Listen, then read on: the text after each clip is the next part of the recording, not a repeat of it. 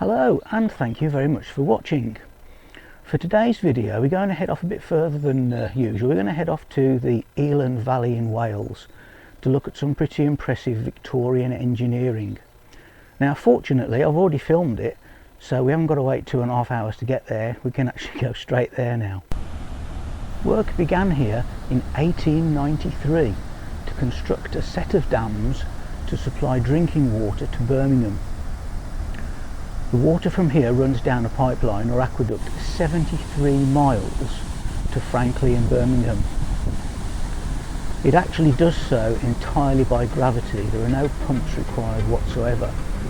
The height of the reservoir here is approximately 50 metres above the height of the reservoir at Frankley, and thus they can do it entirely by siphoning and gravity. That's pretty impressive.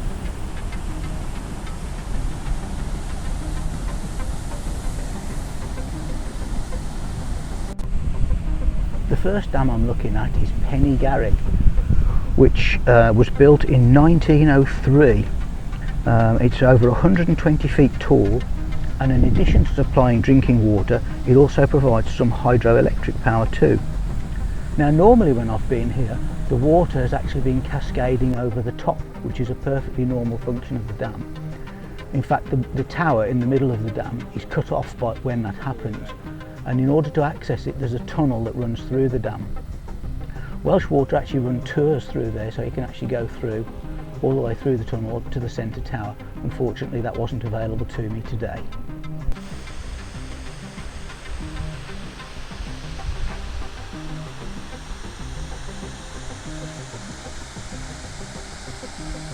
This is Craig Goch Dam, which is often referred to as the top dam. It's the uppermost reservoir in the chain. Construction began around about 1897 and it was completed in 1904. This dam is similarly to the previous one. It's also 120 feet high.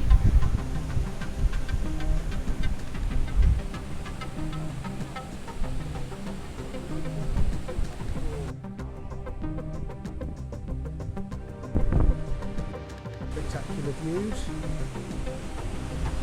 from here. For the railway enthusiasts, there's actually a track bed runs all the way down to Rhyadr.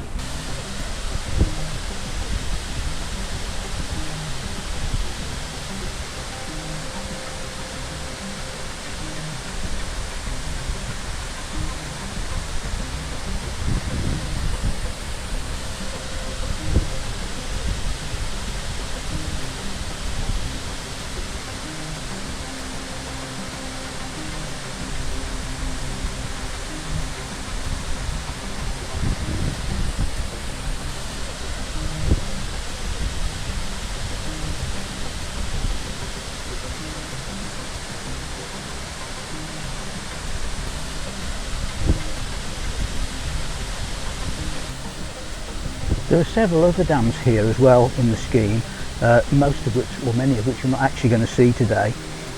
But before we move on to the last one I wanted to show you, I was just going to tell you about the others. There's first of all there's Caban Coch Dam, which is right next to the visitor centre as you come from Rhyadr. This is basically the first dam, if you like, the end of the scheme, and it's just above that you'll find another one called Garreg V. This dam is actually totally submerged and actually has a bridge running across the top. In fact, all you can see is what appears to be a bridge, and in fact you drive over that to get to the last dam that I'm going to show you in a minute. The purpose of this dam is to ensure that the water level is always maintained, so that the water takeoff point is always underwater effectively. There's another dam in the scheme which is called Nanty Grow. Now Nanty Grow I haven't visited today, but it's quite interesting. Nanty Grow was built just to supply water for the camp, or the village where all the workers were living. After the dams were completed it was no longer required and became redundant.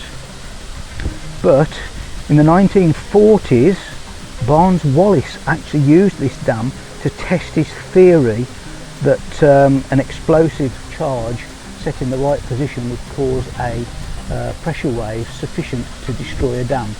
So they did a scale test of his theory on the Nantigro Dam, and in fact the Nantigro Dam now stands in ruins because the test was actually quite successful.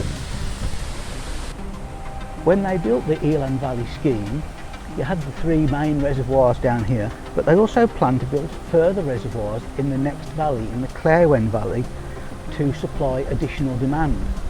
However, when the scheme, or the Elan scheme, was finished, they decided to shelve the Elan scheme for the time being and wait for demand to increase before they went ahead with it. In fact, they intended to do this in the 1930s, but then with the onset of World War II, the whole thing got delayed, so it wasn't until in the late 1940s that things actually started again. In fact, in that time as well, the engineering techniques had advanced so much that instead of the original 3 dams that were proposed, they were actually able to build just 1 dam to replace all 3 of the proposed ones, and that was the Elan Dam, which we're going to see here. It was opened officially in 1952 by Her Majesty Queen Elizabeth II.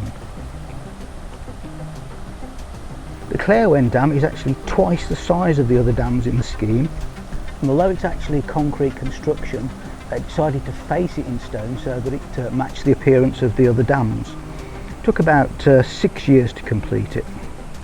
The Elan Dam is 184 feet high, and the water from here goes via an underground aqueduct down to the Cabin Koch reservoir. Well, that 73-mile long aqueduct actually runs right through Wolverley and Cookley, and if you keep your eyes open you can actually spot signs of it. There used to be a big aqueduct over the canal and the river at Cookley, but that was removed many years ago and the pipes now go underground. So that's all for today's video. I hope you've enjoyed it. If you have, please don't forget to leave me a like, to subscribe or leave a comment, that'd be brilliant. And other than that, I'll see you next time. Might be going to a surface visit to a mine next in a similar area to where we've just been, so we'll have to wait and see. Cheers for now.